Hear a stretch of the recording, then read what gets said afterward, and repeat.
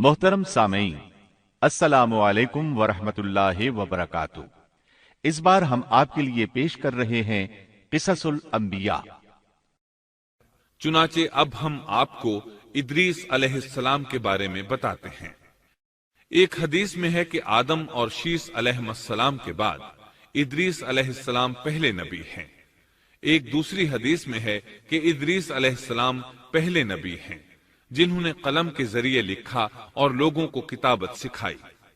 हाफिज इब्ने कसीर ने उनका हुलिया कुछ यूं बयान किया है: पूरा कदो कामत, खूबसूरत, खूब रू, घनी दाढ़ी, उम्दा औसाफ के मालिक, चौड़े कंधे, मजबूत हड्डियां, दुबले पतले, सुरमगी चमकदार आंखें, गुफ्तगू बावकार, खामोशी पसंद, संजीदा और मतीन, चलते हुए नजर नीची, इंतहाई फिक्र खौज के आदी, गुस्से के वक्त सख्त गजबनाक, बातें करने में शहादत की उंगली से बार बार इशारा करने के आदी।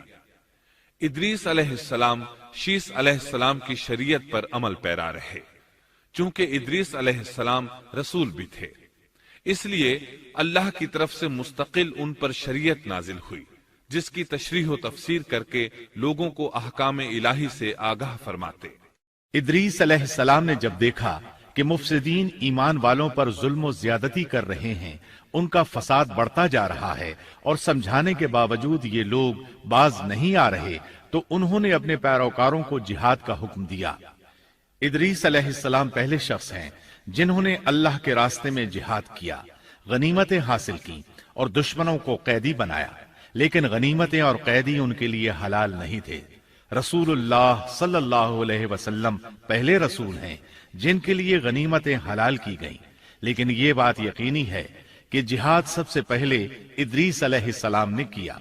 उन्होंने जिहाद के लिए सबसे पहले एक लश्कर तैयार किया, फिर उस लश्कर को दो हिस्सों में तकसीम किया।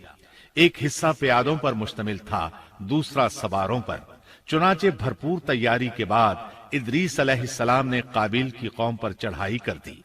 हक व बातिल के दरमियान जबरदस्त मारके हुए। आखिरकार इदरीस अलैहिस्सलाम ने उन्हें घुटने टेकने पर मजबूर कर दिया।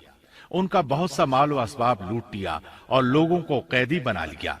अल्लाह ताला ने इन तमाम बातों का जिक्र नहीं फरमाया, बल्कि अल्लाह ने उनकी सीरत के बारे में अपनी किताब कुरान मजीद में इशारतन जिक्र फरमाया है।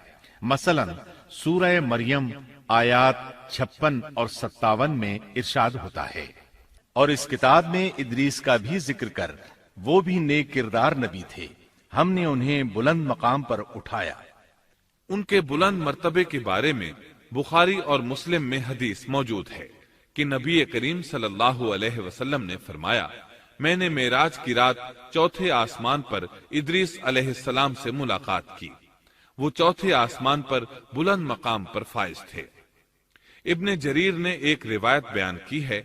वो रिवायत इस बात की वजाहत करती है कि अल्लाह ताला के इरशाद वरफ़अनाहु मकानन अलिय्या से क्या मुराद है, इसका क्या मफहूम है। इब्ने जरीर के अलावा दीगर बड़े बड़े मुफस्सिरीन और मुअर्रिखीन ने भी इस रिवायत को जिक्र किया है, लेकिन इसकी कोई सही सनद नहीं मिल सकी। वो रिवायत ये है। इब्ने अबी हातिम वगैरह ने इस रिवायत को हिलाल बिन यसार से बयान किया है। वो कहते हैं, मेरी मौजूदगी में इब्ने अब्बास रज़ी अल्लाहु अन्हुमा ने काब रहमतुल्लाह अलैहि से पूछा, काब, इदरीस अलैहिस्सलाम के मुताल्लिक अल्लाह ताला के इस कौल वरफ़अनाहु मकानन अलिय्या, हमने उन्हें बुलंद मकाम पर उठा लिया, का क्या मतलब है? तो काब रहमतुल्लाह अलैहि ने जवाब दिया, अल्लाह ताला ने इदरीस अलैहिस्सलाम पर एक मर्तबा ये वही नाजिल फरमाई, ऐ इदरीस, तमाम अहले दुनिया जिस कदर रोजाना नेक अमल करेंगे, उन सब के बराबर में तुझे हर दिन अज्र दूंगा। इदरीस अलैहिस्सलाम ने ये सुना तो उन्हें ख्वाहिश महसूस हुई कि मेरे आमाल में रोज अफसू इजाफा हो, इसलिए उम्र का हिस्सा तवील हो जाए तो अच्छा है। उन्होंने वही इलाही और अपने इस ख्याल को एक रफीक फरिश्ते पर जाहिर करके कहा, इस मामले में मौत के फरिश्ते से गुफ्तगू करो ताकि मैं नेक आमाल का ज्यादा से ज्यादा वक्त हासिल कर सकूं। اس فرشتے نے جب یہ سنا تو ادریس علیہ السلام کو اپنے بازوؤں پر بٹھا کر لے اڑا۔ جب یہ چوتھے آسمان سے گزر رہے تھے تو موت کا فرشتہ زمین پر آنے کے لیے اتر رہا تھا۔ وہیں دونوں کی ملاقات ہو گئی۔ دوست فرشتے نے موت کے فرشتے سے ادریس علیہ السلام کے بارے میں گفتگو کی۔ موت کے فرشتے نے دریافت کیا، ادریس علیہ السلام کہاں ہیں؟ اس نے کہا، میری پشت پر۔ موت کا فرشتہ کہنے لگا، مجھے اللہ کی طرف سے یہ حکم ملا ہے کہ چوتھے آسمان پر ادریس علیہ السلام کی روح قبض کروں، اس لیے میں سخت حیرت میں تھا کہ یہ کیسے ممکن ہے۔ ادریس علیہ السلام تو زمین پر ہیں۔ چنانچہ موت کا فرشتہ ادریس علیہ السلام کے پاس آیا، ان سے اجازت طلب کی اور ان کی روح قبض کر لی۔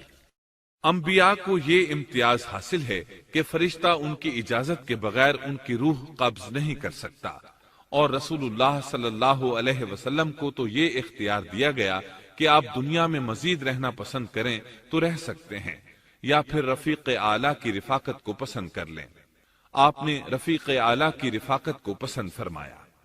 اس طرح ادریس علیہ السلام کی روح چوتھے آسمان پر قبض کی گئی۔ انہیں بھی عیسیٰ علیہ السلام کی طرح آسمان پر اٹھایا گیا۔ فرق یہ ہے کہ عیسیٰ علیہ السلام کی روح قبض نہیں کی گئی۔ یہ واقعہ نقل کر کے کعب رحمت اللہ علیہ فرماتے ہیں کہ اللہ تعالیٰ کے ارشاد وَرَفَعْنَاهُ مَكَانًا عَلِيًّا کی تفسیر یہی ہے، لیکن درست بات یہ ہے کہ یہ اسرائیلی روایت ہے۔ ادریس علیہ السلام کی وفات ہو گئی تو لوگ فساد میں اور بڑھ گئے، ان میں شر پھیل گیا، تاہم وہ توحید پر قائم رہے۔ بت پرستی کا ان میں کوئی شعور نہیں تھا۔ لوگ آدم علیہ السلام کی وفات کے 1000 سال بعد تک توحید پر قائم رہے۔ ان میں فسق و فجور ضرور تھا لیکن شرک نہیں تھا۔ اللہ تعالیٰ کے اس ارشاد كان الناس أمة واحدة دراصل لوگ ایک ہی امت تھے کا یہی مطلب ہے۔